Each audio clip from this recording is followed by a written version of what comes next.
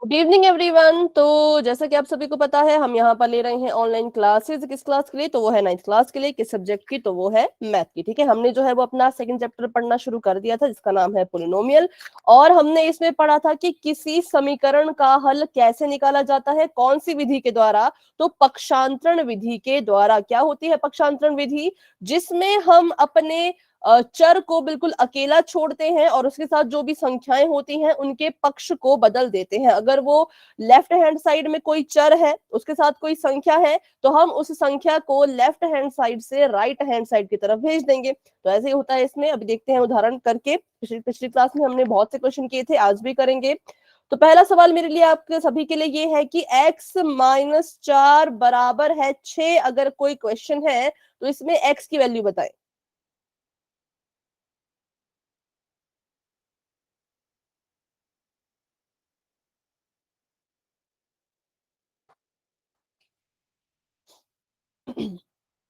x का मान यहाँ पे कितना होगा?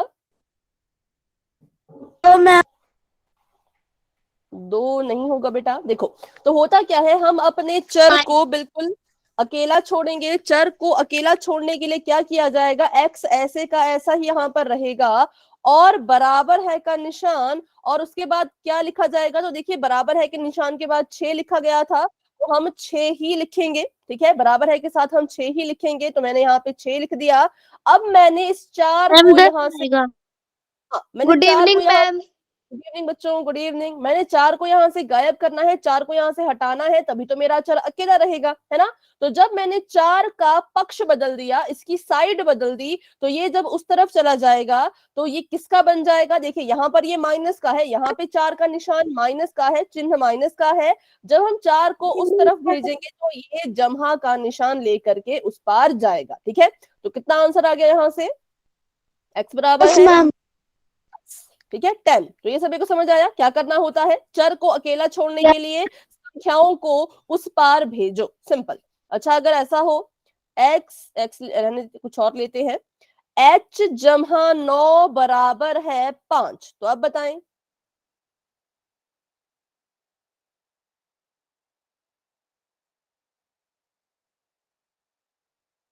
मीनू एंड निर्मल, ठीक है बच्चों, एसआरएन नंबर डाल दीजिएगा। ठीक है, निर्मल का एसआरएन नंबर अपने साथ डाल देना आप। डाल बताइए, दिया मैम। Very good. बताइए एच का मान। 4 मैम 4। सभी बच्चे 4 ही कह रहे हैं, मतलब इसका आंसर 4 ही होगा। सभी बताएं। 4 मैम। Yes ma'am. मैंने यहाँ पे लिख दिया है h को अकेला और इक्वल टू का साइन। इक्वल टू के बराबर है के साथ 5 है तो 5 को ही लिखना है। आप इसकी जगह पे 9 मत लिख देना बच्चों, गलत हो जाएगा। बराबर है के साथ जो पहले से लिखा गया होता है उसी को हम लिखते हैं। तो 5 लिख दिया। 9 यहाँ से उस पार जा रहा है तो 9 यहाँ पर आ जाएगा। यहाँ पे 9 जमा का है तो उस पार जाके कैसा हो जाएगा? माइनस का मैम। माइनस। अब इनको हमने माइनस करना है ना? अब देख, हाँ, अब आपका आंसर ठीक आ रहा है, -4। Very good. देखो, तो हमने इनको जब माइनस किया तो हमने पाया कि 5 में से तो 9 माइनस नहीं होते। चलिए 9 में से 5 ही घटा दीजिए तो आंसर तो 4 आएगा। लेकिन बात करें तो 5 और 9 में, 5 और 9 में 9 बड़ा है, इसके पास माइनस का निशान है तो इसके पास भी माइनस का निशान ही आएगा। ठीक है, ये सभी को क्लियर हुआ कि ऐसा क्यों हमने किया? Yes ma'am. यस ठीक है। मैम। तो इसमें देखिए बच्चों, साइन का ध्यान भी रखना होता है, बस यही मैं चेक कर रही थी। अभी करते हैं एक और एग्जांपल। तो मान लो मैंने यहाँ पे लिखा है 3 और साथ में लिखा है मैंने m बराबर है 24। m का मान बताएं।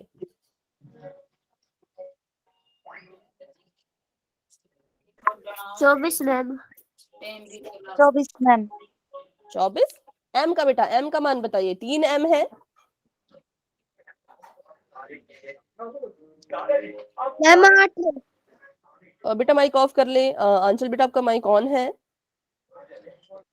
ठीक है, 8। ठीक है, देखो, हमने यहाँ पे m को अकेला छोड़ना है तो m को अकेला छोड़ दो। m के साथ 3 क्या कर रहा है? तो m के साथ 3 गुणा कर रहा है। जब इस 3 को हम बराबर है कि उस पार भेजेंगे तो वहां जाके ये क्या करेगा? मैम भाग भाग करेगा, सिंपल है, यहाँ पे गुणा कर रहा है तो यहाँ जाके भाग करेगा। जो चीज भाग करती है उसको हम बटे के नीचे लिख लेते हैं, ठीक है। अब इसको हमें दिख रहा है कि आपस में कट सकते हैं तो इनको काट दीजिए। 8 एकम 8, 8 3 24, तो 8 नहीं आएगा, आपने 8 लिखा बच्चों, 8 गलत है। सॉरी सॉरी सॉरी, मैंने गलत लिखा, सॉरी। 3 नीचे आएगा, बराबर है, सॉरी बटे के नीचे 3 आएगा, है ना। 3 यहाँ पे लिखा जाएगा और काटिए इसको। 3 एकम 3, 3 अट्ठे 24, तो इसलिए m इक्वल्स टू 8। m का मान कितना आ गया, तो m का मान हमारे पास यहाँ पर आ गया 8। चलो, तो ये सभी को समझ आ गया होगा। कहीं पे भी डाउट होगा तो आप मुझसे खुद ही पूछ लीजिएगा। अभी एक और क्वेश्चन कर लेते हैं। अगर ऐसा होता, m n लिखते हैं इस बार, तो मैंने यहाँ पे लिख दिया है n, n बटे में 12 बराबर है 2।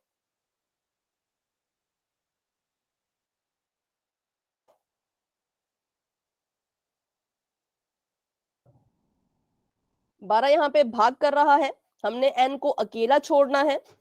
भाग कर रहा है तो वहां जाके क्या करेगा, गुणा। मैम 24 आएगा इसका आंसर। 24 आएगा। तो n 2 का 2, 12 यहाँ पे भाग कर रहा था, वहां जाके करेगा गुणा, तो हमारे पास n की वैल्यू कितनी आ गई, तो वो आ गई हमारे पास 24। 12 दूनी 24। तो ये 4 केसेस होते हैं जिसका हमें ध्यान रखना होता है कि अगर जमा हो रहा है तो वहां जाके माइनस होगा, माइनस हो रहा है तो जमा होगा, गुणा हो रहा है तो भाग हो जाएगा, और भाग हो रहा है तो गुणा हो जाएगा। बस यही था हमारा 4 नियम अपने किसी भी इक्वेशन को, किसी भी समीकरण को हल करने के लिए। अब करते हैं कुछ बड़े से क्वेश्चन, ये तो थे छोटे छोटे सवाल, है ना। अब करते हैं थोड़ा लंबा सा सवाल, देखते हैं उसको कैसे हल किया जाएगा। तो मैंने यहाँ पे लिखा 2z जमा 9/3 बराबर है 6/3। अब इसको कैसे हम हल करेंगे, तो ध्यान से बच्चों देखिएगा, बिल्कुल ठीक है। अभी मैंने देखा कि मेरे पास जो चर है वो तो z है, तो मैंने जब इसका हल निकालना है तो मैंने तो z की वैल्यू को निकालना है। तो z की वैल्यू को, z के मान को ज्ञात करने के लिए हम क्या करेंगे, हम इस z को अकेला छोड़ेंगे, ठीक है। कौन कौन है जो z को अकेला नहीं छोड़ रहे, तो एक तो ये 9/3, दूसरा 2, ठीक है। अब देखो, अब कुछ बच्चे ऐसा ऐसा कह सकते हैं कि यहां से हम 3 को उधर ले जाकर के गुणा करेंगे, लेकिन ऐसा नहीं होगा। क्यों, क्योंकि 3 जो है वो z के साथ भाग नहीं कर रहा। देखो, अगर ऐसा होता z/3, तो हम जरूर इस 3 को यहां से उठा करके, इस 3 को यहां से उठा करके वहां पर गुणा कर देते, है ना। लेकिन 3 तो 9 को भाग दे रहा है, और 9/3 जो पूरी संख्या है ये इस z के साथ जमा कर रही है। तो यहाँ पे जब भी आपको भिन्न वाले क्वेश्चन आते हैं तो आपको एक चीज जो ध्यान में रखनी होगी वो ये रखनी है कि भिन्न वाली पूरी की पूरी संख्या जो है वो उस पार जाती है, ठीक है। यहाँ पर देखिए, तो भिन्न वाली ये पूरी की पूरी संख्या इसके साथ जमा हो रही है। तो जब हम 9/3 को यहाँ से गायब करने की सोचेंगे तो हमें पूरी संख्या को उठा करके वहां ले जाना होगा। आप 3 को ले जाओ फिर 9 को ले जाओ, तो ऐसा नहीं होगा। ये सभी को समझ आया मैंने क्या कहा, कि बटे वाले में क्या है, पूरी संख्या को आपको उठा करके ले जाना होगा। तो चलिए करते हैं इस सवाल को शुरू। हमने देखा कि 2z था और 9/3 था, तो सबसे पहले हमने क्या किया, 2 और z को ऐसे का ऐसे ही रहने दिया, इसको हमने बराबर है कि उस पार भेजने के लिए सोचा। तो बराबर है का निशान लगा दो, क्योंकि ये तो जाने वाला है। इसके बाद आ रहा है बराबर है, तो बराबर है लगा दिया। उसके बाद उसके परे कौन था, 6/3 था। अब ये पूरी संख्या जब उठ करके यहां जाएगी तो क्या करेगी, यहाँ पे ये जमा कर रही है, तो बराबर है कि उस पार क्या करेगी, माइनस माइनस मैम। माइनस 9/3। चलो ये हो गया। अब हमने इनको माइनस करना है, तो माइनस करने के लिए हमें पता है कि क्या होता है भिन्न। जब हम भिन्नों को माइनस करते हैं तो उसके लिए एक नियम होता है। क्या नियम होता है, सबसे पहले तो ये देखना है कि क्या इसके हर बराबर हैं। अगर इनके हर बराबर हैं तो आप इनको माइनस कर सकते हो। अगर कोई कुछ कह रहा है बेटा, अगर हर बराबर नहीं, हाँ जी बोले। मैम इसे काट भी तो सकते हैं। हाँ काट सकते हैं, लेकिन अगर हम इसको काट मतलब कैसे, ऐसे ऊपर नीचे ना, ऐसे ऐसे, हाँ। लेकिन उससे क्या होगा, फिर हमारा जो क्वेश्चन है वो बहुत मतलब अजीब सा हो जाएगा, क्योंकि हमें इसको अंत में हमें इसको करना तो माइनस ही पड़ेगा। पड़ेगा। तो अगर मैं इसे अभी काट दूं तो यहाँ पर क्या हो जाएगा, इसके हर अलग हो जाएंगे। चलो अभी तो हर यहाँ पे काट के एक ही आएगा, आपने बिल्कुल ठीक कहा। लेकिन अगर हम किसी और सवाल की बात करें तो उस सवाल में इनको मत काटना, ठीक है, इनको आपस में मत काटना, क्योंकि वहां पे क्या होगा, फिर हमारे हर अलग हो जाएंगे और हम इसको फिर हल नहीं कर पाएंगे। ठीक है, तो इस क्वेश्चन में काटना है तो काट सकते हो, लेकिन किसी और सवाल में मत काटना। ठीक है, चलो, और काटना भी होगा तो ये इससे कटेगा और ये इससे कटेगा। आप माइनस होने वाली संख्याओं को, जमा होने वाली संख्याओं को ऐसे तिरछे में नहीं काट सकते। ठीक है, तिरछे में मत काटना, काटना होगा तो ऊपर नीचे काट लेना। चलो अभी बढ़ते हैं आगे। अभी हमने देखा कि जो इसके इसके हर थे वो बिल्कुल बराबर थे, है ना।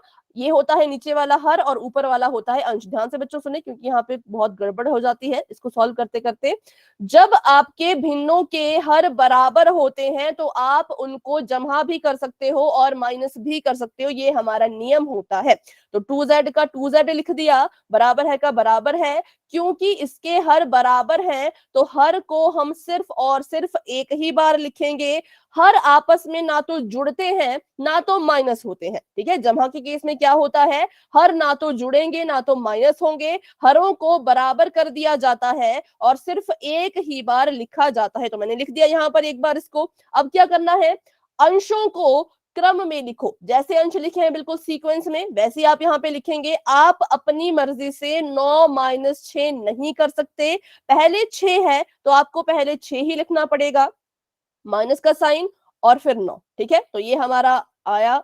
इसको सॉल्व करके ध्यान दे कैसे मैंने सॉल्व किया, क्योंकि हर बराबर थे तो हर को मैंने बस एक बार लिख दिया और अंशों को माइनस कर दिया। ठीक है, अभी बढ़ते हैं आगे। तो 2z का 2z अभी ऐसा ही रहेगा और इसको माइनस करके बताएं कितना आएगा। 6 में से जब आप 9 माइनस करते हो तो कितना आएगा, 3 -3 माइनस का 3। Very good, minus. ठीक है, हाँ -3। -3 यहाँ मैंने लिख दिया -3 और बटे में है इसके 3। अब इनको काटो। अब ये कट रहे हैं तो अब इनको काट दीजिए। अब मुझे दिख रहा है कि ये भी 3 है, ये भी 3 है। अगर मैं 3 को 3 से ही काट दूं तो मेरे पास क्या आएगा, -1 वेरी गुड, बहुत अच्छे। 3 एकम 3, 3 एकम 3, एक बच रहा है। और साइन की बात करें तो इसके पास प्लस है, इसके पास माइनस है, प्लस माइनस मिलके क्या बनता है, माइनस। तो ये आ गया माइनस का 1। प्लस माइनस माइनस बेटा, प्लस नहीं, प्लस माइनस माइनस। ठीक है, पर अभी भी मेरा सवाल खत्म नहीं हुआ। अभी 2 जो है वो z के साथ लिखा हुआ है, मुझे z बिल्कुल ही अकेला चाहिए। तो z को भी अकेला छोड़िए, z को अकेला छोड़ दिया। 2 यहाँ पे गुणा कर रहा है तो बराबर है कि उस पार जाकर के क्या करेगा, भाग में भाग भाग मैम में चला जाएगा। तो भाग में z की वैल्यू आ चुकी है -1/2, -1/2 हमारे z की जो है वो मान आ चुका है और हमारा समीकरण जो है वो हल हो चुका है। तो बस ऐसे इन क्वेश्चन को सॉल्व किया जाता है। तो अभी एक ऐसा क्वेश्चन मैं आपको देती हूँ, उसको आप कीजिए, प्रैक्टिस कीजिए, उसकी नोटबुक चेक कराना अपनी। फिर हम ऐसा ही एक क्वेश्चन पोल सेक्शन में भी करेंगे। चलो अभी आपके लिए एक सवाल है।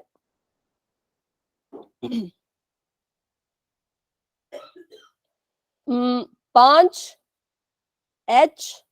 -20/4 बराबर है 10/4।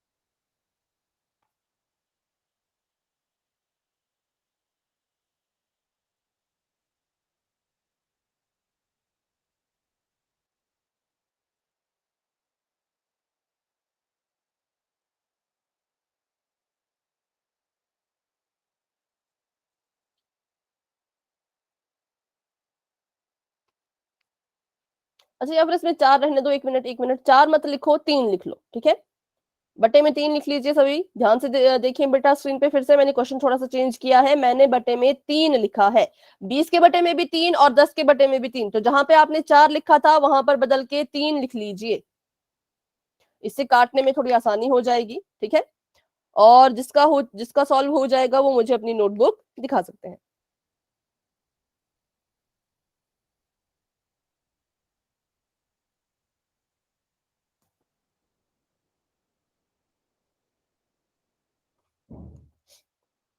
साइन का ध्यान रखना, जो माइनस का है जब वो अपनी साइड बदलता है तो प्लस का बन जाता है, ठीक है, प्लस का होगा तो अपनी साइड बदल के माइनस बन जाएगा।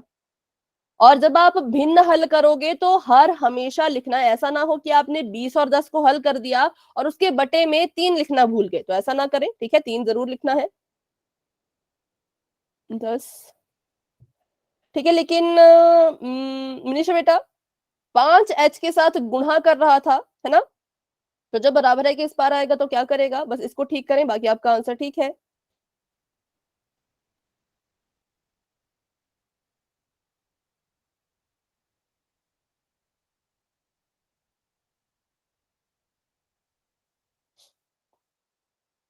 और एंड में h को बिल्कुल अकेला छोड़ना है, 5 को भी आपने हटाना है।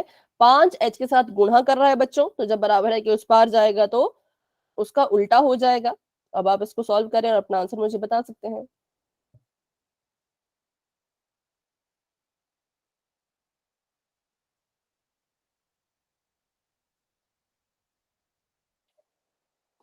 ठीक है, दिया अपना आंसर, बता रही हैं। ठीक है, आपका आंसर बिल्कुल करेक्ट है।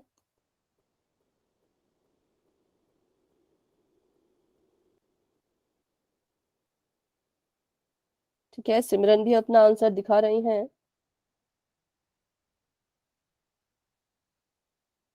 हाँ, फाइनल आंसर बताएं बेटा। h की पूरी वैल्यू क्या आई? इक्वल टू, नहीं 10/2 नहीं आएगा। देखो h के साथ 5 है ना, तो 5 से 10 को काट दो, कट जाएगा तो 10 नहीं रहेगा, है ना, तो उसको काट दो और फाइनल आंसर जो आ रहा है वो मैम मेरा भी देख लो। हाँ बेटा, मैम देख कैमरा ऑन लो। कर दिया करें, कैमरा ऑन कर दिया करें। 1 मिनट बस, एक बार मैं अभी मनीषा का देख लेती हूँ क्योंकि उसमें एक ही स्टेप देखना रह गया है ना, फिर आपका देखूंगी आंचल।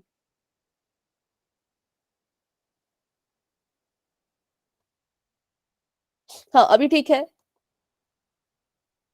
मनीषा बेटा, आपका ठीक है। आंचल आपका मैं देख रही हूँ, बस 1 मिनट। हाँ आंचल बेटा आपका भी ठीक है। हाँ वेरी गुड। और मैम देखना। हाँ, जिसका भी होता जा रहा है ना वो अपना बस कैमरा ऑन कर दे। ठीक है सिमरन, आपका आंसर ठीक है। हमारा देख। और आपका मैं हमारा देख तो 10, 3, 2, ठीक है। नहीं, -2/3 नहीं आएगा। -2/3 कैसे आया बेटा, उसको ठीक करें।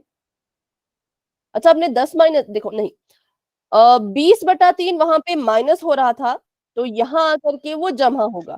ठीक है, अभी मैं देख रही हूँ सीमा का, फिर मनीषा आपका देखूंगी, फिर सप्रेंसिटी आपका। ठीक है, सीमा आपका मैं देख पा रही हूँ तो आ, नहीं, आपने भी देखिए इसको माइनस का ही रहने दिया, 20 को, वो नहीं होगा, उसको वो जमा का बन जाएगा। ठीक है, तो वहां पे थोड़ी सी गलती हो गई है, उसको ठीक करें।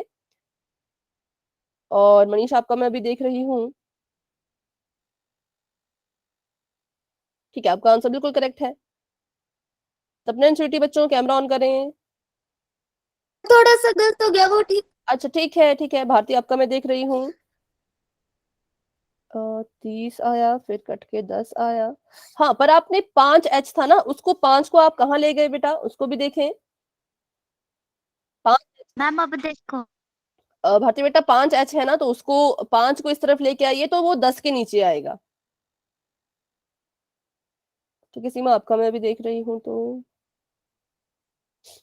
जमा का 20 किया।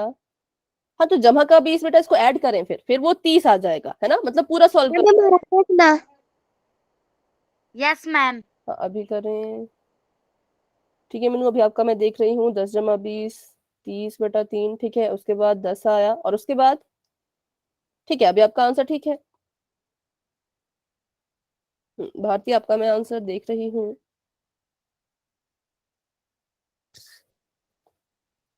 हाँ अभी ठीक है, 10/5 और इसको काट दो, कट जाएगा, 5 और 10 जो है आपस में कट जाएंगे, है ना, तो इनको काट दो। 5 × 5, 5 × 2 = 10। और कोई जो अपनी नोटबुक दिखाना चाहते हैं तो बच्चों फटाफट से अपनी नोटबुक दिखाएं, उसके बाद मैं इसको सॉल्व करूंगी। ठीक है, संजू अपनी नोटबुक दिखा रही हैं, पर बेटा ये उल्टा नजर आ रहा है।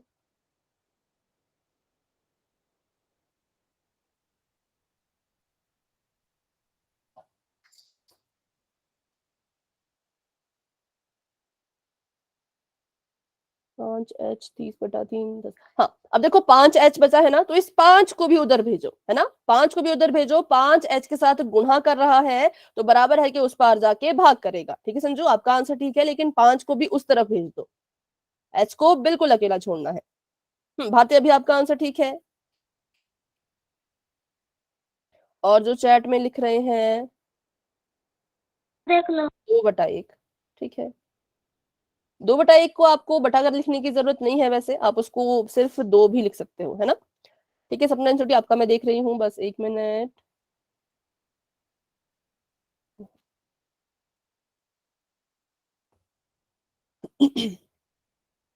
जमा 20 30 30 10 10 5, ठीक है, आपका आंसर ठीक है। चलिए तो अभी करते हैं इसको सॉल्व, और जहां पे भी बच्चों गलती हुई होगी आप उसको करेक्ट कर लिया करें मेरे साथ में, ठीक है। अभी देखो तो यहाँ पर 5h था, 5h को मैंने ऐसे का ऐसा लिखा है, और क्योंकि मुझे अभी इसको बराबर है कि उस तरफ भेजना है, तो मैंने 5h लिखा और लगा दिया बराबर है का निशान। बराबर है के साथ 10/3 है, तो मैं 10/3 ही लिखूंगी, और उसके बाद कौन आ रहा है इस तरफ, तो 20/3 इस तरफ आ रहा है। तो बच्चों ध्यान देना है, जब ये यहां पर माइनस का होता है तो बराबर है कि उस पार किसका बन जाएगा, इसका मैम। प्लस का। तो बहुत से बच्चों ने इसको माइनस ही रहने दिया था, बच्चों माइनस ना रहने दें, यहाँ पे माइनस का है ना, तो वहां जाके वो प्लस बन जाता है, ठीक है। अभी इसको मैंने कहा था कि कैसे जोड़ना है, तो वो भी हमने सीखा। 5h बराबर है, इनके हर एक जैसे थे, ये भी 3 है, ये भी 3 है, तो हमने 3 को बस एक बार लिखा और अपने अंशों को जो है वो जमा कर दिया, ऐसे लिख दिया 10 जमा में 20। तो इससे हमारा आंसर देखिए अब कैसा आएगा, 5h का 5h ही रहेगा, 10 में 20 को जोड़ा तो आ गया 30 और बटे में आ गया 3, ठीक है। तो अभी इसको करते हैं सॉल्व। अभी देखो मैंने देखा कि 30 और 3 आपस में कैंसिल हो सकते हैं, आपस में काटे जा सकते हैं, तो मैंने क्या किया, 3 एकम 3 कर दिया और 3 10 से 30 कर दिया, है ना। तो मेरे पास यहां से क्या बच गया, मेरे पास यहां पर बच गया 10 बच गया, क्योंकि 3 से 30 कट गया, 10 आ गया।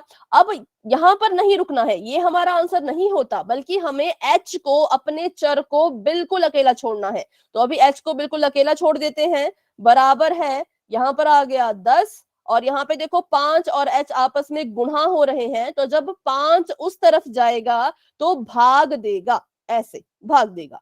तो चलिए इसको करते हैं भाग। तो 5 का पहाड़ा पढ़िए, 5 एकम 5, 5 दूनी 10, कट कट के हमारे पास कितना बच गया, तो हमारे पास h की वैल्यू आ गई 2/1, जिसे हम सिर्फ 2 भी लिख सकते हैं। तो फाइनल आंसर हमारा है h बराबर है 2। तो बस ये हमारा आंसर आ चुका है। तो ऐसे इन क्वेश्चंस को करना है। अभी तैयार हैं आप एक क्वेश्चन पोल में करने के लिए? Yes ma'am. Yes ma'am. चलिए ठीक है, तो अभी के लिए मैम। कर देते हैं ऑफ और यस बढ़ते हैं आगे। इसी तरह का सवाल होगा, बस ध्यान से करना, कंफ्यूज मत हो जाना। देखो प्रश्न आप सभी के सामने ये है, 2y 2y जमा 5/2 बराबर है 37/2, ठीक है। तो आपको पता है क्या करना है, सबसे पहले इस 5/2 को बराबर है कि उस तरफ भेजिए।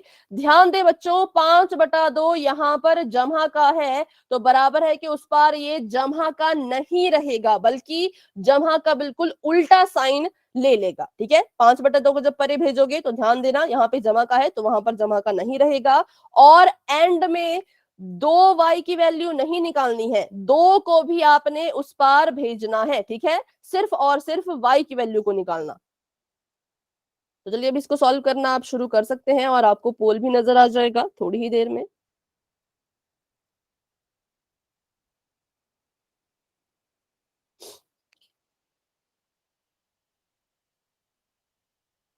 और जब इन दोनों को हल करोगे, इसको और इसको जब हल करोगे, तो हर में 2 रहना चाहिए, हर वाले 2 को भूल मत जाना, उसको लिखना है, ठीक है।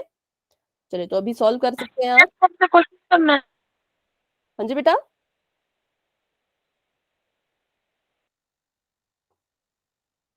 आप अभी क्या बोल रहे थे? मैंने कहा कि यहाँ पे आपने जो चीजों का ध्यान देना है वो ये, कि ये वाली चीज यहाँ जमा की है, उस तरफ जाएगी तो हो जाएगी इसके उल्टे साइन की, ठीक है। और एंड में मैंने कहा कि 2y तक मत रुक जाना, 2y बराबर है आपका आंसर आएगा ना, तो 2 को भी उस तरफ भेजना है, 2 को भी उस पार भेजना है। और तीसरी चीज मैंने कहा ध्यान रखने वाली कि जब इसको और इसको हल करोगे तो इसके हर में जो 2 है उसको भी लिखना, उसको मत भूल जाना, ठीक है। बस इतना 3 चीजें ओके ठीक है। मैम। हाँ हाँ मैम, इसको एक ही बार लिखना है। हाँ, 2 को पर लिखना एक ही बार है, लेकिन लिखना जरूर है, ऐसा ना हो कि आपने ऊपर ऊपर सॉल्व कर दिया और इसको फिर लिखा ही नहीं, ठीक है। तो अभी 4 बच्चों के आंसर आ चुके हैं, बाकी बच्चे भी आराम से सॉल्व करें और उसके बाद अपना आंसर दें, ठीक है, जल्दबाजी बिल्कुल ना करें।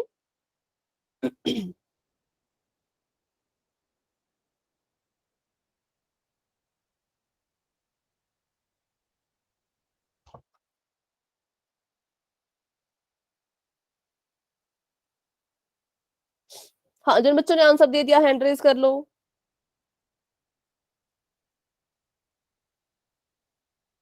मीनू, मनीषा, आंचल, सॉरी कंचन और तमन्ना, सिमरन,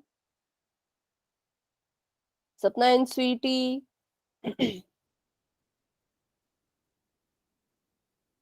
मैम निर्मल भी है जी। अच्छा, निर्मल भी है, ठीक है। सबाना,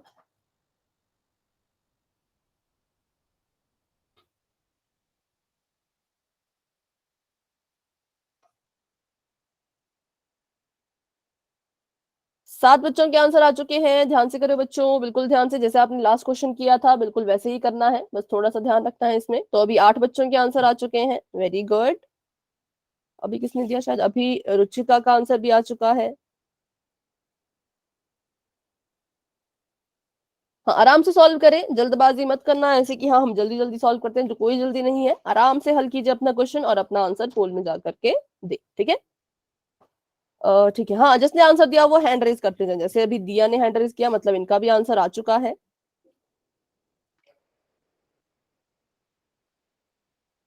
नाइन स्टूडेंट्स अपना आंसर दे चुके हैं, अभी मुस्कान ने भी हैंड रेज किया। 10 स्टूडेंट्स अपना आंसर दे चुके हैं। सीमा ने भी आंसर दे दिया है, ठीक है, वेरी गुड। मैम हो गया। मनीषा ने भी आंसर दे दिया,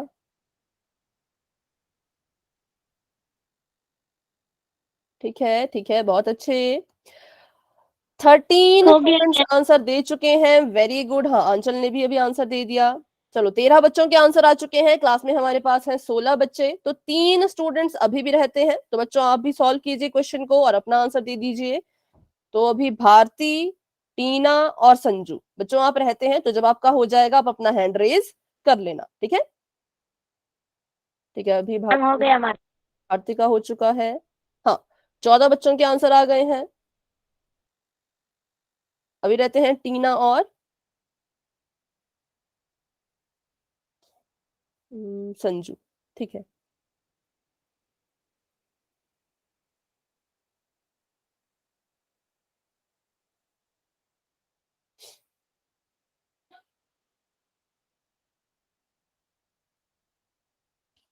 टीना एंड संजू बच्चों अपना आंसर दे दीजिए, हो जाएगा तो आप हैंड रेज कर लेना, क्योंकि थोड़ी देर। अच्छा, 15 बच्चों के आंसर आ चुके हैं अभी, तो अभी किसने आंसर दिया, ठीक है, संजू ने आंसर दे दिया है। टीना बेटा आप रहते हैं, आप ही अपना आंसर दे दीजिए। तो अब हम कर लेते हैं 10 सेकंड्स का वेट और उसके बाद हम क्लास को आगे बढ़ाएंगे, ठीक है। तो 10 सेकंड में बच्चों अपना आंसर दे दीजिएगा जो भी रहते हैं। 10, 9, 8, 7, 6, 5, 4, 3, 2, 1। चलिए, तो अभी के लिए पोल कर देते हैं एंड, और उसके बाद आपको इसका रिजल्ट जो है वो दिख रहा होगा अपनी स्क्रीन पे, जहां पे हम अपना पोल का आंसर देते हैं वहीं पे आपको इसका रिजल्ट भी दिख रहा होगा कि कितने बच्चों ने किस ऑप्शन को अपना आंसर माना है। तो देखिए, 2 बच्चों ने ए को, 2 बच्चों ने बी को, 2 बच्चों ने सी को और 9 स्टूडेंट्स ने लास्ट ऑप्शन को। ऐसा है क्या, ये मैंने गलत तो नहीं बोला कहीं? नहीं नहीं, मैम हमारी कॉपी दिखाए। एक मिनट, मैम नोटबुक में देखो, इसको समझा दो पहले तो। एक minute option number D. Notebook भी देख लो। नहीं बेटा, नोटबुक अभी हम नहीं मैम देखेंगे हमारी क्योंकि कॉपी देखिए देख बहुत से लो। बच्चों का सही है ना, इसलिए मैम नोटबुक अभी नहीं ज्यादा देखेंगे, वेस्ट हो क्लास को जाएगा। आगे बढ़ाएंगे अभी, ठीक है। हाँ, तो अभी यहाँ पे मेरे साथ डिसाइड करें कि कौन सा आंसर सही होगा, बस वही हम देखते हैं फटाफट से, नहीं तो फिर इसी टॉपिक में हम रह जाएंगे, है ना। चलो, तो 2y का 2y ऐसे का ऐसा ही रहेगा। हमने जो है इस 5/2 को बराबर है कि उस पार भेजना है, तो इसके लिए सबसे पहले तो बराबर है कि उस पार बैठा है 37/2। हमने जब 5/2 को उस तरफ भेजा तो कौन सा चिन्ह लेकर के जाएगा? माइनस। माइनस का। तो माइनस का 5/2 यहां पर आ गया। अब इसको आगे हल करते हैं, तो 2y का 2y ही रहेगा। इसको हल करने के लिए हम बटे में एक बार 2 लिख देंगे क्योंकि हर बराबर है, और हम कर देंगे 37 माइनस का 5, ठीक है। अब देखिए यहाँ पर तो 2y का 2y, 37 में से बच्चों जब आप 5 को माइनस करोगे तो कितना उत्तर आएगा? 35 मैम। 32, ठीक है, और बटे में 2 भी है। तो मैंने कहा था कि अगर ये आपस में कटते होंगे तो इनको आपस में यहीं पे काट देना है, तो काट दीजिए। 2 एकम 2 और 16 दूनी 32, ठीक है। 2 एकम 2 और 16 दूनी 32 आता है। अगर आपको ऐसे नहीं काटना आ रहा तो आप इसको भाग भी दे सकते थे ऐसे करके, है ना। तो भी आपका आंसर कितना आता? 2 एकम 2 और 2 आ गया नीचे, और 2 छिके 12। तो यहाँ देखिए क्रॉस हो गया, और ये आ गया आपके पास, हमारे पास उत्तर में 16। तो अभी हमारे पास आ गया 2y बराबर है 16, लेकिन हमारा आंसर यहाँ पे खत्म नहीं होता, हमें इसे अभी और ज्यादा हल करना है। तो y को छोड़ दिया बिल्कुल ही अकेला, और बराबर है कि उस पार था 16, और 2 को हमने उधर भेजना है। 2 यहाँ पे गुणा कर रहा है, वहां जाके क्या करेगा? भाग मैम। भाग करेगा। भाग मैम। बटा 2 आ गया। अब मुझे पता है कि 2 और 16 भी आपस में कट सकते हैं, तो इसको भी काट दो। 2 एकम 2 और 2 अट्ठे 16, इसलिए हमारे पास जो उत्तर आया वो आया y बराबर है 8, ठीक है। y बराबर है 8। तो किस ऑप्शन में था ये? तो ये था ऑप्शन नंबर डी में, जो कि बिल्कुल सही है। Very good. अच्छा, आप बताएं, अगर जिन बच्चों का गलत हुआ है, अगर आपको अभी भी डाउट है कि ऑप्शन नंबर डी सही क्यों हुआ, तो आप मुझसे पूछिए। लेकिन अगर आपको डाउट क्लियर हो गया, आपको पता लग गया गलती कहाँ हुई, और आपने उसको सुधार भी दिया है, तो आप वाई टाइप कर सकते हो। जिसका डाउट है वो ही माइक ऑन करके पूछे, बाकी बच्चे वाई टाइप करें। ठीक है, ठीक है, चलिए तो बढ़ते हैं आगे। Option number D is the right answer, y बराबर है 8। अब ये टॉपिक हमारा खत्म हो चुका है। अब हमने जो समीकरण का हल करना सीख लिया है, अब हम सीखेंगे गुणनखंड बनाना। किस मेथड से, किस विधि से? तो वो है सार्व गुणनखंडों वाली विधि से, ठीक है। सबसे पहले बात करते हैं कि ये गुणनखंड होता क्या है। क्या आप समझते हैं किसी भी गुणनखंड से? तो देखिए, गुणनखंड का मतलब है किसी भी बड़ी संख्या को किसमें तोड़ना? तो छोटी छोटी संख्याओं में तोड़ना। किसी भी बड़ी संख्या को जब हम छोटी छोटी संख्या में तोड़ देते हैं, ठीक है, किसमें तोड़ेंगे? छोटी संख्या में। ये एक छोटी संख्या, ये दूसरी छोटी संख्या, और ये तीसरी छोटी संख्या। इसमें हमने इनको तोड़ा, और इसके किस में? तो इनके गुणन में, मतलब इनके गुणा के रूप में। जब हम किसी बड़ी संख्या को छोटी छोटी संख्याओं के गुणा के रूप में तोड़ के लिखते हैं, तो हम कहते हैं ये छोटी संख्याएं ही उसके गुणनखंड है, ठीक है। तो अब इसका उदाहरण कर लेते हैं एक। मान लीजिए मैंने जो है वो बड़ी संख्या ली 24, और इसके मुझे अभी गुणनखंड बनाने हैं। तो 24 एक बड़ी संख्या है, 24 को मैंने तोड़ना है छोटी छोटी संख्या के रूप में। तो पहला जो मेरे मन में ख्याल आया वो आया कि 6 गुणा 4 24 होता है, ठीक है। दूसरा मेरे मन में ख्याल आया कि 8 गुणा 3 भी 24 होता है।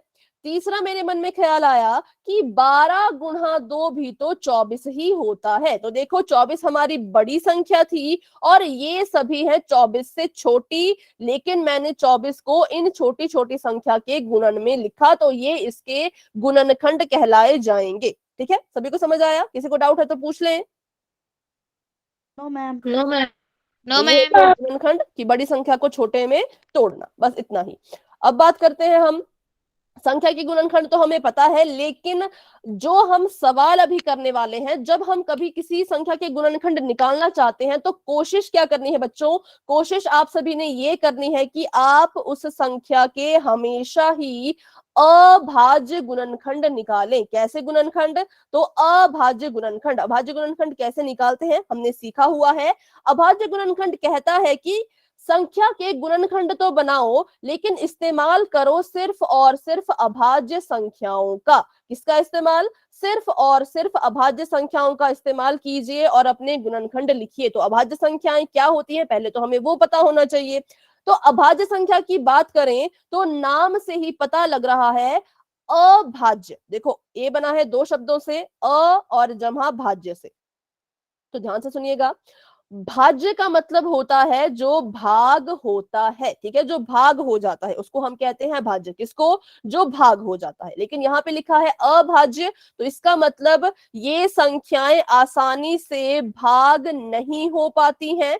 किससे भाग होंगी ये, तो सिर्फ और सिर्फ अपने आप से। एक तो ये अपने आप से भाग होती हैं, दूसरा ये एक से भाग होती हैं और किसी से भी भाग नहीं होती। उसी को हम कहते हैं अभाज्य संख्या। या इसको याद करने के लिए अगर आपको एक ट्रिक चाहिए तो वो ट्रिक ये है, ऐसी संख्याएं जो सिर्फ और सिर्फ अपने ही पहाड़े में आती हो। पहली बात ये, भाग नहीं हो पाती आसानी से, खुद से ही भाग होती है और एक से भाग होती है, नंबर 1 से, ठीक है। और दूसरी खासियत ये है कि ये अपने ही पहाड़े में पाई जाती हैं और किसी पहाड़े में हमें ये नजर नहीं आती। तो पहली अभाज्य संख्या है 2। क्या आपने कभी कोई ऐसी संख्या सुनी है जिससे 2 भाग हो पाए? एक और उसके अलावा 2, यही सुना है हमने कि एक तो ये 2 से भाग हो जाएगा, दूसरा ये 1 से भाग हो जाएगा। इसके अलावा कोई और संख्या है क्या जो 2 को भाग कर पाए? No ma'am. नहीं कर पाए। तो इसका मतलब ये भाग नहीं हो पाती आसानी से, अपने आप से ही भाग होगी और तभी इसको हम कहते हैं अभाज्य संख्या। अगली बात करें तो अगला है हमारे पास 3। 3 किस किस से भाग होता है? 1 से और 3 से। 1 से और 3 से, है ना, ये भाग होगा 1 से और 3 से, ये भाग होगा 1 से और 2 से। तो ये दोनों है अभाज्य संख्याएं। अगली अभाज्य संख्या क्या मैं 4 लिख सकती हूँ? Yes ma'am. Yes ma'am. कैसे? Yes ma'am. मैम ये 1 से और 2 से और 4 1 से, 2 से और 4 से। देखो इसके 3 गुणनखंड हैं। 4 के पास एक ऐसी संख्या है जो इसको भाग कर रही है, वो है 2। तो क्या इसे मैं अभाज्य कहूंगी? Yes ma'am. नहीं, ये अभाज्य नहीं होगी, क्योंकि अभाज्य कहती है कि मुझे मेरे अलावा और कोई भाग नहीं दे सकता, ठीक है। या फिर अपनी दूसरी वाली ट्रिक यूज कर लें तो 2 आता है सिर्फ अपने पहाड़े में और 1 के पहाड़े में, 3 आता है सिर्फ अपने पहाड़े में और 1 के पहाड़े में, लेकिन 4 जो है वो 1 के पहाड़े में भी आ रहा है, अपने पहाड़े में भी आ रहा है और 2 के पहाड़े में भी जा रहा है। तो ऐसी संख्याओं को हम अभाज्य नहीं कह सकते, क्योंकि अभाज्य वही होगी जो सिर्फ अपने पहाड़े में आ रही होगी। तो अब बताएं, क्या 4 अभाज्य है? नहीं है। क्यों? क्योंकि ये तो 2 के पहाड़े में जा रहा है, तो इसलिए हम कहेंगे 4 एक अभाज्य संख्या नहीं है। तो पहली है 2, दूसरी है 3, तीसरी होगी 5, क्योंकि 5 भी सिर्फ 1 के पहाड़े में नजर आता है और अपने पहाड़े में नजर आता है, ठीक है। अब अगली संख्या मुझे आप बताएं, 5 के बाद कौन होगी? 7, ठीक है। 6 नहीं है। 6 क्यों नहीं होगी? क्योंकि 6 किस किस के पहाड़े में आ रहा है? मैम 2 के, 1 के, 2 के और मैम 3 के में भी आता है। 6 के में आता है, ठीक है। तो ये बहुत सारे में आ रहा है, तो इसको हम अभाज्य नहीं कहते। तो बस यही था अभाज्य संख्या क्या होती है। तो अगली हो गई 7। 7 के बाद कौन सी होगी? 9 मैम। 11। 9 नहीं, 9 तो कितने सारे पहाड़े में आता है? 11 होगी। 11 होगी। 11 मैम। 11 और 11 के बाद मैम 13। 13 के बाद 17। 17 17 के बाद 19। 19 भी है। 19 23 21 तो 7 के पहाड़े में आता है। 21 तो 7 के पहाड़े में आता है। 21 नहीं होगा, 22 भी नहीं होगा, मैम। 23 ठीक है। यहाँ तक भी आपने जान ली तो यहाँ तक भी काफी। मैम 22 नहीं हो 22 नहीं होगा क्योंकि देखिए मैम 22 11 के पहाड़े पहाड़े में में, आता है। 11 दूनी 22, 2 के पहाड़े में आ रहा है तो अपने पहाड़े में भी आ रहा है, इसलिए 22 नहीं होगी। ठीक है, चलो ये हमारी संख्याएं हैं। तो जब मैम हमने, 29 भी आता है। हाँ जी बेटा, मैम 27। हाँ 29। मैम 29 नहीं आता। 27 और 29, बस इतने ही करेंगे, इसके आगे नहीं जाएंगे, बहुत ज्यादा लंबा हो जाएगा नहीं तो बस यही हमारी अभाज्य संख्याएं। एक तो पहली बात, ये आसानी से भाग नहीं होती, अपने आप से ही भाग होती हैं, और दूसरी बात, ये अपने ही पहाड़े में नजर आती हैं। तो अभाज्य मैडम गुणनखंड ने 27 कहा तो कि भाज्य संख्या है। आप कुछ पूछ रहे हैं? 27 भाज्य संख्या है। ओ सॉरी सॉरी, हाँ 27 भाज्य है, 29 9 3 27 होता है ना, इसलिए। हाँ ये बिल्कुल ठीक कहा इन्होंने। अब देखिए, अब देखते हैं तो 29 आएगा 23 के बाद। अब देखें अगर हम एक बात, तो अभाज्य गुणनखंड ने कहा कि अभाज्य गुणनखंड ने कहा कि गुणनखंड बनाओ, लेकिन सिर्फ और सिर्फ इन्हीं संख्याओं को इस्तेमाल में लाना, इसके अलावा भाज्य संख्याओं का यूज मत करना। भाज्य कौन कौन सी हो गई जो हमने यहाँ पर नहीं लिखी है, जैसे कि 4 हो गया, 6 हो गया, 8 हो गया, 9 हो गया, 10 हो गया, है ना। तो ये इन संख्याओं के रूप में मत लिखना, इन संख्याओं का इस्तेमाल करके ही आप अभाज्य गुणनखंड बनाना। ऐसा कहा किसने? तो अभाज्य संख्याओं के गुणनखंड बनाने वाली विधि ने। तो ठीक है, हमने पहले देखा था कि 24 को हमने जब 24 के गुणनखंड बनाए, तो क्या ये गुणनखंड अभाज्य गुणनखंड है? यस और नो? No ma'am. नहीं है, क्योंकि इसमें 8 आ गया, 8 भाज्य संख्या है, 6 भाज्य संख्या है, 4 भाज्य संख्या है, 12 भाज्य संख्या है, तो इसलिए हम इनको अभाज्य गुणनखंड नहीं कह सकते। तो अभी देखते हैं, इनको हम कहेंगे कि ये बस गुणनखंड है, अभाज्य नहीं कहेंगे, इनको हम कहेंगे कि ये बस 24 के गुणनखंड है। लेकिन अगर अभाज्य गुणनखंड निकालने हैं तो बस इन्हीं संख्याओं का इस्तेमाल करेंगे। तो अभी हम निकालने वाले हैं 24 के अभाज्य गुणनखंड। बिल्कुल ध्यान से देखिएगा कैसे निकालते हैं। तो मैंने सबसे पहले तो एक बॉक्स बना दिया और उसमें लिख दिया है 24। अब उसके बाद जब भी अभाज्य गुणनखंड निकालने होते हैं तो एक रूल होता है कि सबसे पहले सबसे छोटी अभाज्य संख्या का ही इस्तेमाल करना होगा। आप, मुझे यहाँ पे दिख रहा है कि 24 जो है वो 3 से भाग हो सकता है, 8 से भाग हो सकता है, 6 से भाग हो सकता है, लेकिन 8 और 6 तो मैं ले नहीं सकती, वो तो अभाज्य संख्याएं नहीं है। तो मुझे 2 लेना पड़ेगा, पर मुझे पता है कि ये तो 3 से भी भाग हो जाएगा, लेकिन फिर भी मैं 3 नहीं लूंगी, क्योंकि अभाज्य गुणनखंड का पहला नियम ये कहता है कि सबसे छोटी अभाज्य संख्या से ही आप अपना भाग शुरू करेंगे। तो मैंने सबसे छोटी अभाज्य संख्या 2 है तो 2 ले लिया। करिए 2 से, तो 2 एकम 2, 2 दूनी 4, 12 दूनी 24 आ गया। अब देखो मुझे दिख रहा है कि यहाँ पर भी ये 3 से चला जाएगा, तो मैं इसको 3 चौके 12 कर सकती थी, लेकिन मैंने नहीं किया, क्योंकि रूल कहता है कि जब तक छोटी संख्या भाग देना बंद ना कर दे, जब तक वो भाग देना बंद नहीं कर देगी, तब तक आप बड़ी वाली अभाज्य संख्या की तरफ नहीं जा सकते। ठीक है, तो मैंने कहा ठीक है, अभी मुझे दिख रहा है 2 से भाग हो सकता है तो 2 ही लिखते हैं। तो 2 छिके 12 आ गया। अभी फिर से, हमारा देख लो। ठीक है बेटा, एक मिनट, अभी फिर से ये 2 से जाएगा तो यहाँ पे आ गया 2 3 6। और अब बताइए, क्या अब हम यहाँ पे 2 ले पाएंगे? हाँ ठीक है बेटा, आप नो ठीक है, मैम। क्या 2 ले पाएंगे? No ma'am. नहीं ले पाएंगे। मैम 3 लेना है अब। 3 लेंगे अब। ठीक है, 2 क्यों नहीं लिया? क्योंकि 2 ने कहा कि अब मैं 3 को भाग नहीं दे सकता, मैंने भाग देना बंद कर दिया, क्योंकि 3 मेरे पहाड़े में आता ही नहीं है। तो हमने 2 को कहा कि आप रहने दो, हम अगली वाली संख्या से ट्राई करते हैं। तो हमने 3 से ट्राई किया, तो 3 एकम 3 आ गया। ठीक है, तो बस ये ऐसे करते करते हमने जो है वो अपने 24 के अभाज्य गुणनखंड ज्ञात कर लिए हैं। तो यहाँ पे मैं लिख लेती हूँ 24, और 24 के बराबर में ही 2 गुणा 2 गुणा 2 गुणा 3, ये जो है वो 24 के कैसे गुणनखंड आ गए? तो अभाज्य गुणनखंड यहाँ पर हमारे पास आ गए हैं। तो अभी जब हम गुणनखंड वाले क्वेश्चन करेंगे बच्चों, तो कोशिश क्या करनी है हमेशा आपने, कि आप अपनी संख्या के अभाज्य गुणनखंड ही निकालें। ठीक है, सिंपल गुणनखंड ना निकालें, सिर्फ और सिर्फ अभाज्य गुणनखंड। तो ये तो हमने संख्या की बात की, लेकिन आप सभी को पता है हम पढ़ रहे हैं बहुपद के बारे में, समीकरण के बारे में। तो उसमें जो है वो सिर्फ संख्या तो होती नहीं, उसमें तो हमारे पास चर भी होते हैं। तो अभी देख लेते हैं कि चर के गुणनखंड कैसे किए जाते हैं, कैसे निकाले जाते हैं।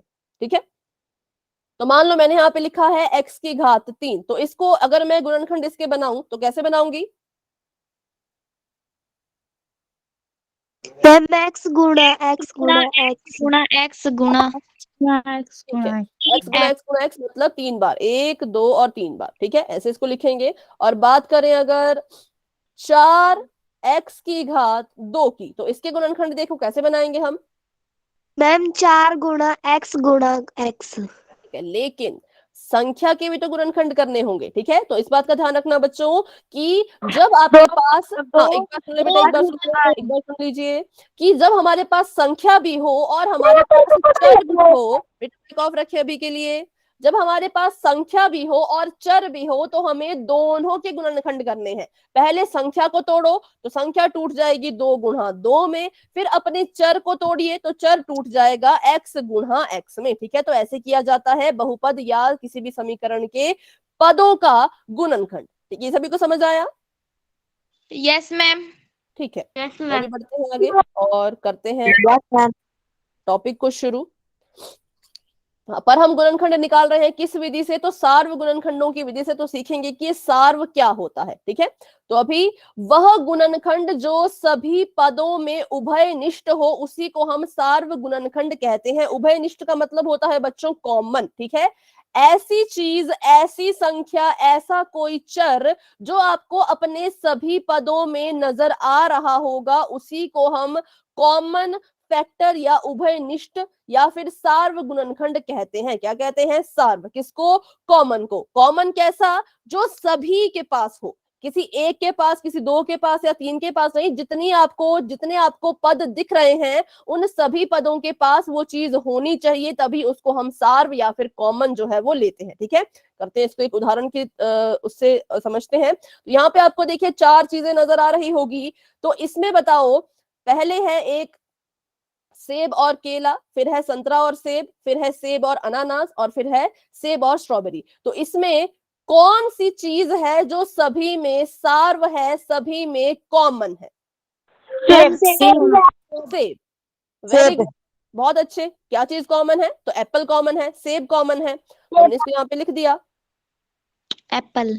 अगर मान लीजिए, ठीक है, आप यहाँ पे मान लीजिए अगर इसके पास सेब नहीं होता लेकिन इन तीनों के पास होता, इन तीनों के पास है लेकिन इसके पास नहीं है, तो तब भी क्या आप एप्पल को या सेब को कॉमन ले पाते? No ma'am. नहीं लेते।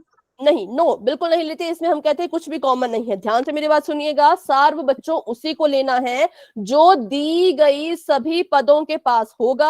अगर किसी एक पद के पास भी वो चीज मिसिंग है तो आप उसको कॉमन नहीं ले सकते। यहाँ पे चारों के पास सेब था तभी हम इसको कॉमन ले पाए। अगर इसके पास सेब नहीं होता या किसी एक भी पद के पास सेब नहीं होता तो हम सेब को कॉमन या सार्व नहीं ले पाते। तो बढ़ते हैं आगे, कैसे अब इसको सॉल्व करना है आगे। तो मैंने इसको यहाँ पे निशान दे दिए प्लस माइनस के, ताकि थोड़ा हम इसको गणित से जो है वो जोड़ पाए कि कैसे किया जाता है, ठीक है। अब हमने देखा कि सेब इसके पास भी है, इसके पास भी है, इसके पास भी है, इसके पास भी है। जो चीज कॉमन होती है, सार्व होती है, उसको बच्चों हम सिर्फ और सिर्फ एक बार लिखते हैं। जैसे मैंने यहाँ पे लिख दिया है, यहाँ पर मैंने इन चारों से सेब निकाल के बाहर रख दिया। तो आपके गणित के सवाल में जो भी चीज कॉमन आएगी, सार्व आएगी, आपने भी उसको उठाना है और बाहर रख देना है, ठीक है। सेब कॉमन था, सेब मैंने बाहर रख दिया, आप भी अपनी संख्या को उठा के बाहर रख देंगे और उसके तुरंत बाद एक कोष्टक या एक ब्रैकेट शुरू कर देंगे, ठीक है। इनके बीच में कोई चिन्ह नहीं आएगा, ना जमा का ना किसी और चीज का, क्योंकि ये गुणा हो रहे होंगे आपस में, ठीक है। तो आपने क्या करना, कॉमन चीज को बाहर लिख देना है और उसके सीधे बाद एक ब्रैकेट शुरू कर देना है। ब्रैकेट के अंदर क्या लिखा जाएगा, तो पहले पद के पास सेब के अलावा क्या चीज है जो बच रही है? केला, ठीक है। उसके बाद कौन सा चिन्ह है? माइनस का चिन्ह है, तो अपना चिन्ह लगा दो। दूसरे पद के पास सेब के अलावा क्या बच रहा है? संतरा। उसके बाद चिन्ह जमा का है, जमा का लगा लो। तीसरे पद के पास सेब के अलावा क्या बच रहा है? ठीक है, और माइनस का साइन। और चौथे के पास क्या बच रहा है सेब के अलावा? हो गया हमारा क्वेश्चन। निकालते हैं सार्व गुणनखंडों को, ठीक है। और ये हमारा क्वेश्चन यहाँ पे सॉल्व हो चुका है। ऐसी क्वेश्चन आपको आएंगे जिसमें आपको ढूंढना होगा कि इनमें कॉमन क्या चीज है, उसको उठा के बाहर रखना है और अंदर उसके अलावा जो चीजें बचती गई उसको हम लिखते जाएंगे। तो अभी एक क्वेश्चन कर लेते हैं इससे जुड़ा हुआ, ताकि हम इससे रिलेट कर पाए। चलो, आपको एक सवाल यहाँ पे दिया गया है। तो सबसे पहले आपको इस तरह के कुछ क्वेश्चन कभी भी बच्चों अगर नजर आते हैं, ठीक है, आपको कभी भी इस तरह के सवाल नजर आते हैं, तो आपने सबसे पहले तो हर एक पद के गुणनखंड निकालने हैं। क्या करना है? हर एक पद के गुणनखंड हम निकालेंगे। मैंने 5 और z को 5 गुणा z लिखा है। 2z की घात 2 को मैंने लिखा है 2 गुणा में z गुणा में z, और 5z की घात 3 को मैंने लिखा है 5 गुणा में z गुणा में z गुणा में z 3 बार, क्योंकि घात में 3 था। तो अब बताइए इन तीनों पदों में क्या चीज है जो आपको कॉमन या फिर सार्व नजर आ रही है? दो मैम जेड। दो नहीं बेटा, दो तो सिर्फ इसके पास है, दो तो सिर्फ इसी के पास है, तो इसको ले सकते जेड जेड। दो नहीं कहना है और 5 भी नहीं कहना है, क्योंकि भले ही 5 इसके पास हो 5 इसके पास हो, लेकिन दूसरे पद के पास तो 5 है ही नहीं। तो कॉमन क्या आएगा? जो सभी के पास होगा, ठीक है। तो कॉमन आ गया z। तो z को मैंने उठा के बाहर लिख दिया है और लगा दिया फटाफट से एक ब्रैकेट। अब मुझे बताइए पहले पद के पास z के अलावा क्या चीज है जो बच गई? मैम 5। दूसरे पद के पास z के अलावा क्या चीज है जो बच गई? माइनस दो। सिर्फ दो? मैम -2 सिर्फ -2 नहीं। देखो, कॉमन तो हमने सिर्फ एक ही z लिया है, तो यहां से सिर्फ एक ही z जाएगा, एक z तो इसके पास बच जाएगा, ठीक है।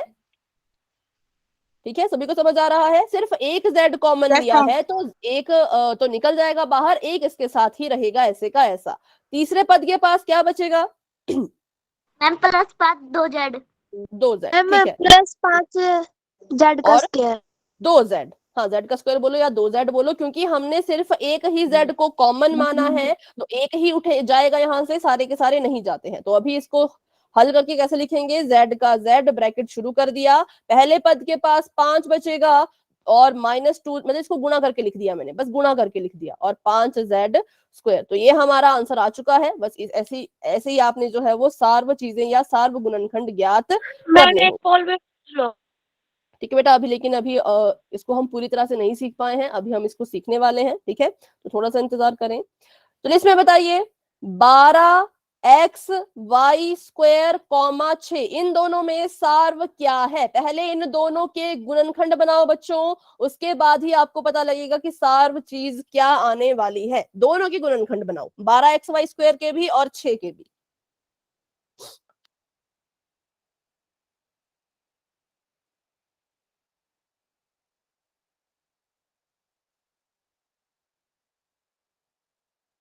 बारह के अभाज्य गुणनखंड बनाने हैं, ठीक है।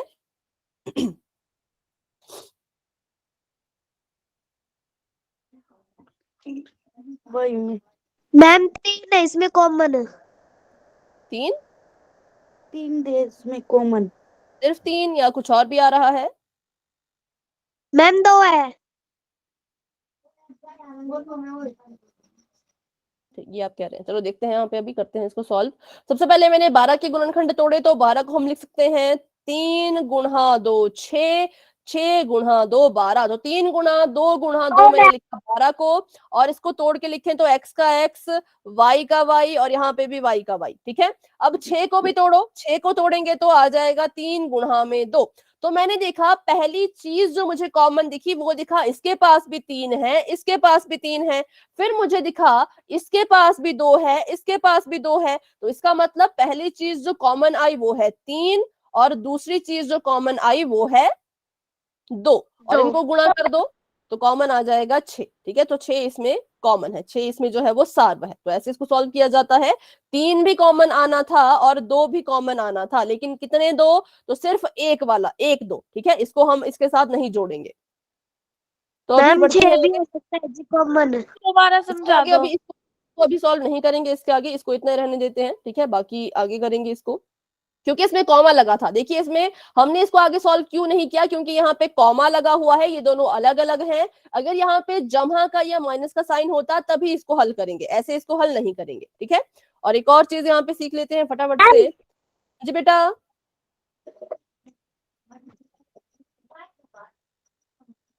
चार मैम 5 मैम हाँ जी बता।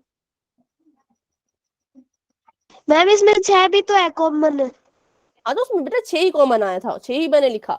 3 को मैंने लिखा 3 गुणा 2 और बराबर है 6 ही लिखा था, 6 उसमें कॉमन था, ठीक है। चलिए अभी बताएं इन दोनों में क्या चीज कॉमन है, क्या चीज सार्व है।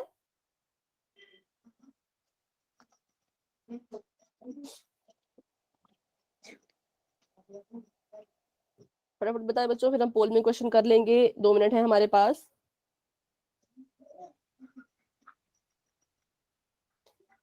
देखा जाए तो इसमें कुछ भी कॉमन नहीं है, कुछ भी सार्व नहीं है, ठीक है। लेकिन जिसके पास कुछ नहीं बेटा, 2 नहीं है, क्योंकि देखो 2 दूनी 4 होगा, लेकिन 5 के पास तो 2 नहीं आया, तो कैसे कॉमन हुआ। इसलिए इनके बीच में कुछ भी कॉमन नहीं होगा, ठीक है। जिनके बीच में कुछ कॉमन नहीं होता उसको हम गणित की भाषा में कैसे दर्शाते हैं। जिसके बीच में हमें कुछ कॉमन नहीं दिख रहा उसके बीच में हमेशा एक होता है जो सार्व होता है। तो अभी मैं ये कहूंगी कि इन दोनों के बीच में सार्व चीज जो है वो एक है, ठीक है। सभी को समझ आया, जिसके बीच में कुछ कॉमन नहीं Yes, दिखे ma'am. उसको आपने कहना है। तो अभी मैं आपको बताती हूँ, ये एक्स है, ये एक्स स्क्वायर है, ये वाई है। इन तीनों में क्या चीज कॉमन है। मैम एक किसी का आंसर एक्स तो नहीं आ रहा कहीं। अगर आपका आंसर एक्स है तो बेटा बिल्कुल गलत है, क्योंकि एक्स यहां से मिल जाएगा, यहां से मिल जाएगा, यहां से तो नहीं मिलेगा। इसलिए इसमें क्या कॉमन होगा, देखें तो कुछ कॉमन नहीं, मैथ में बताएं तो एक कॉमन है। देखने में कुछ कॉमन नहीं दिख रहा लेकिन एक कॉमन है, ठीक है। तो अभी आप बताओ, टाइम वैसे होने वाला है क्लास का। अगर आप पोल में क्वेश्चन करना चाहते हैं तो वाई टाइप करें, अगर आप चाहते हैं अगली क्लास में किया जाए तो बता सकते हैं। अभी करना है, ठीक है। तो चलिए क्वेश्चन कर लेते हैं एक पोल में, बहुत से बच्चे कह रहे हैं अभी करने को, फिर हम क्लास को एंड कर देंगे, ठीक है। तो अभी के लिए चैट हो चुकी है ऑफ, और बढ़ते हैं अपने सवाल की तरफ। क्वेश्चन आप सभी के सामने बच्चों ये है कि 2x 3x की घात 2, 4 इन तीनों में आपको क्या चीज सार्व नजर आ रही है, कॉमन नजर आ रही है, जो तीनों के पास है। अगर ऐसी कोई चीज है जो तीनों के पास है तो उसको ढूंढिए, उसका पता लगाइए। लेकिन अगर ऐसी कोई चीज नहीं है जो तीनों के पास हो तो आपको पता है आपका आंसर क्या होगा। देखने में अगर आपको कुछ भी कॉमन नजर नहीं आ रहा तो गणित की भाषा में क्या कहा जाता है, क्या कॉमन है, तो आप इसका आंसर दीजिए।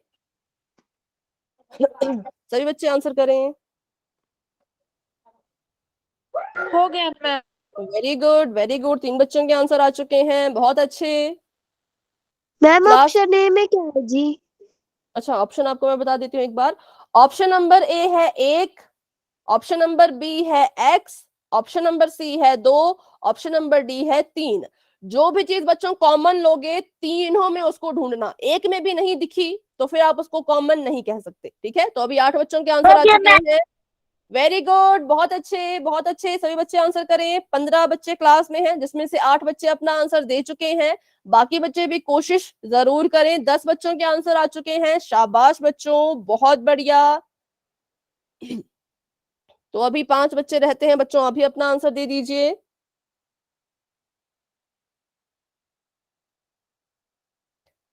तो करते हैं 10 सेकंड्स का वेट, क्योंकि ज्यादा टफ क्वेश्चन नहीं है, बस देखना है, पता लगाना है, अपना आंसर देना है। तो अभी मैं 10 सेकंड का वेट करना शुरू कर रही हूँ। 10 सेकंड में सभी बच्चे अपना आंसर दे देना, ठीक है।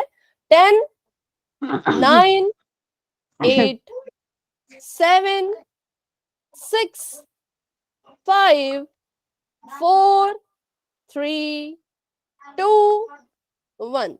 पोल हो चुका है एंड, और इसका रिजल्ट आपको अपनी स्क्रीन पे दिख रहा होगा। बताएं अपने हिसाब से आपका आंसर क्या है। A very good, option number A is the right answer, क्योंकि ए हाँ अभी माइक ऑफ रखे, फटाफट से इसको सीखते हैं। इसके गुणनखंड किए 2x आया, इसके गुणनखंड किए 3 गुणा x आया, इसके गुणनखंड किए 2 गुणा 2 आया। कोई भी चीज इन तीनों में नहीं कॉमन आई। 2 इसके पास था, 2 इसके पास था, पर इसके पास नहीं था। ठीक है, x इसके पास था, x इसके पास था, पर इसके पास नहीं था। तो तीनों में कुछ भी कॉमन नहीं आ रहा था, कुछ भी सार्व नहीं आ रहा था। तो जब हमें कुछ कॉमन नहीं दिखता तो गणित की भाषा में हम कहते हैं कि जिसके पास कुछ नहीं उसके पास एक कॉमन है, एक सार्व है। इसलिए option number A is the right answer. चलिए तो बच्चों आज की क्लास को रखते हैं यहीं तक। आज की क्लास को लेकर के किसी बच्चे के मन में कोई भी डाउट है तो मुझसे पूछें, क्लास में बने रहें। Ma'am bye. ठीक है, किसी के मन में डाउट है तो आप क्लास को लेकर मैम हमारे पास कॉल आता है।